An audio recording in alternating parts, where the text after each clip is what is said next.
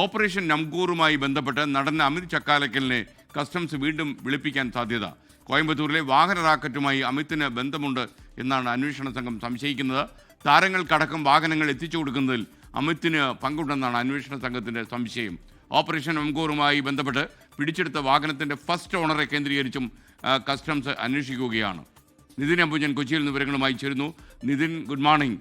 യഥാർത്ഥത്തിൽ ഈ അമിത് ചക്കാലക്കലിന് ഇത്തരം ആളുകളുമായി ബന്ധമുണ്ട് എന്ന് സ്ഥാപിക്കാൻ കസ്റ്റംസിൻ്റെ ഈ തെളിവുകൾ കിട്ടിയിട്ടുണ്ടോ?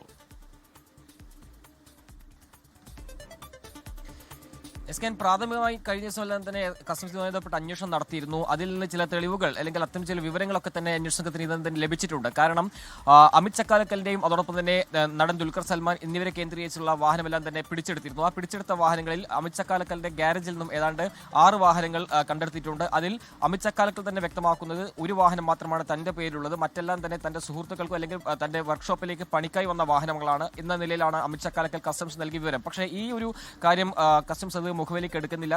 കാരണം അമിത് ചക്കാലക്കൽ അതായത് ബിനാമിയുടെ പേരിൽ വാഹനം എടുത്തു എന്ന സംശയത്തിലാണ് നിലവിൽ ഇപ്പോൾ കസ്റ്റംസ് ഉള്ളത്. അതോടൊപ്പം തന്നെ മറ്റു പല താരങ്ങൾക്കും വാഹനം എത്തിക്കുന്നത് അമിത് ചക്കാലക്കലിന് പങ്കുണ്ടെന്ന സംശയമാണ് നിലവിൽ ഇപ്പോൾ കസ്റ്റംസിനുള്ളത്. അതുകൊണ്ട് തന്നെ വീണ്ടും ചോദ്യം ചെയ്യാൻ വിളിപ്പിക്കാനാണ് സാധ്യത. 2 ദിവസത്തിനകം അത്തരം നടപടി കസ്റ്റംസിന്റെ ഭാഗത്തും ഉണ്ടാകുമെന്ന് അറിയാൻ സാധിക്കുന്നു. കൂടാതെ അമിത് ചക്കാലക്കലിന് ഈ ഇടപാടുമായി, അതായത് കോയമ്പത്തൂരിലെ റാക്കറ്റുമായി ഈ ഇടപാടുകാരുമായി അമിത് ചക്കാലക്കലിന് ബന്ധമുണ്ടോ തുടങ്ങിയ കാര്യങ്ങളൊക്കെ തന്നെ അന്വേഷിച്ച് വരികയാണ് കസ്റ്റംസ്. അതുകൊണ്ട് തന്നെ ഒരു അമിത് ചക്കാലക്കലിനെ കേന്ദ്രീകരിച്ചുള്ള ഒരു അന്വേഷണമാണ് നിലവിൽ ഇപ്പോൾ കസ്റ്റംസിന്റെ ഭാഗത്തുനിന്നും ശക്തമായി തന്നെ നടക്കുന്നത്.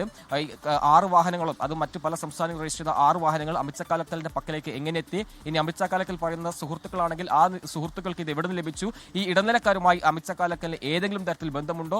മറ്റു താരങ്ങൾക്കടക്കം വാഹനങ്ങൾ എത്തിച്ചു നൽകുന്നതിൽ അമിത് ചക്കാലക്കലിന്റെ പങ്ക് എത്രത്തോളം ഉണ്ട് തുടങ്ങിയ കാര്യങ്ങളൊക്കെയാണ് പ്രധാനമായി അന്വേഷിക്കുന്നത്. നേരത്തെ തന്നെ അമിത് ചക്കാലക്കൽ വ്യക്തമാക്കിയിരുന്നു, കഴിഞ്ഞ നവംബറിൽ കസ്റ്റംസ് ബന്ധപ്പെട്ട് ചില അന്വേഷണം തന്നിലേക്ക് നടത്തിയിരുന്നു. അതിന് ചില രേഖകളൊക്കെ തന്നെ ഹാജരാക്കിയിരുന്നു.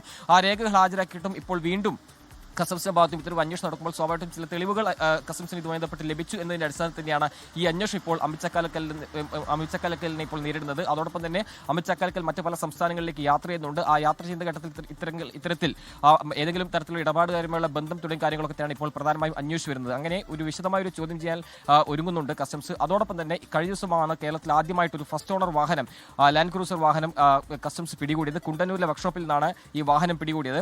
ഈ വാഹനത്തെ കേന്ദ്രീകരിച്ചുള്ള ഒരു അന്വേഷണം ഇപ്പോൾ തുടരുകയാണ്. അത് ഫസ്റ്റ് ഓണർ വാഹനമാണ്. അസം സ്വദേശിയായ മാഹിൻ അൻസാരി എന്ന പേരിൽ അരുണാചൽ പ്രദേശിൽ രജിസ്റ്റർ ചെയ്ത വാഹനം എങ്ങനെ കേരളത്തിലെത്തി, ഇത് ആര് വഴി എത്തി തുടങ്ങിയ കാര്യങ്ങളൊക്കെ അന്വേഷിക്കുന്നു. ഒരുപക്ഷെ കേരളത്തിൽ ആദ്യമായിട്ടാണ് ഇത്തരത്തിൽ ഫസ്റ്റ് ഓണർ വാഹനം കഴിഞ്ഞ ദിവസം പിടികൂടുന്നത്. മറ്റു പല വാഹനങ്ങളൊക്കെ തന്നെ അത് 3rd ഓണറോ അല്ലെങ്കിൽ 5th ഓണറോ ആയിട്ടാണ് പൊതുവെ പിടികൂടിയത്. പക്ഷേ ഫസ്റ്റ് ഓണർ വാഹനം ആദ്യമായി പിടികൂടുമ്പോൾ സ്വയം അതിന്റെ ഗൗരവത്തിൽ തന്നെയാണ് ഇപ്പോൾ ഈ കസ്റ്റംസ് അത് അന്വേഷിക്കുന്നത്. ഭൂട്ടാനിൽ നിന്ന് നേരിട്ടെത്തിച്ച വാഹനം എന്ന നിലയിൽ തന്നെ ഇപ്പോൾ അതുമായി ബന്ധപ്പെട്ട അന്വേഷണം തുടരുന്നുണ്ട്. അതോടൊപ്പം മാഹിൻ അൻസാരി എന്നൊരു വ്യാജ മേൽവിലാസം എന്ന നിലയിൽ തന്നെയാണ് കസ്റ്റംസ് ഇപ്പോൾ അതിന്റെ ആ ഒരു നിഗമനത്തിലാണ് ഇപ്പോൾ അന്വേഷണം മുന്നോട്ട് പോകുന്നത്. എന്തായാലും കോയമ്പത്തൂർ സംഘത്തിന് ഈ ഫസ്റ്റ് ഓണർ വാഹനവുമായി ഇടപാടുമായി നേരിട്ടുള്ള ബന്ധം എങ്ങനെയുണ്ട്, ഏത് തരത്തിലാണ് തുടങ്ങിയ കാര്യങ്ങളിലുള്ള ഒരു അന്വേഷണമാണ് ഇപ്പോൾ എന്തായാലും കസ്റ്റംസ് ഭാഗത്ത് നടക്കുന്നത്. അങ്ങനെ ഒരു വിശദമായ ഒരു അന്വേഷണത്തിൽ മുന്നോട്ട് പോകുമ്പോൾ ഓപ്പറേഷൻ നംകൂർ ശക്തമാക്കാൻ തന്നെയാണ് ഇപ്പോൾ തീരുമാനിച്ചിരിക്കുന്നത്. ലോകത്തെവിടെയായാലും ഏത് സമയത്തും 24 വാർത്തകളും ഓഗ്മെന്റഡ് റിയാലിറ്റി പാക്കേജുകളും എക്സ്പ്ലെയിനറുകളും വിശദമായി കാണാൻ ഞങ്ങളുടെ യൂട്യൂബ് ചാനൽ നിങ്ങൾക്ക് സബ്സ്ക്രൈബ് ചെയ്യാം.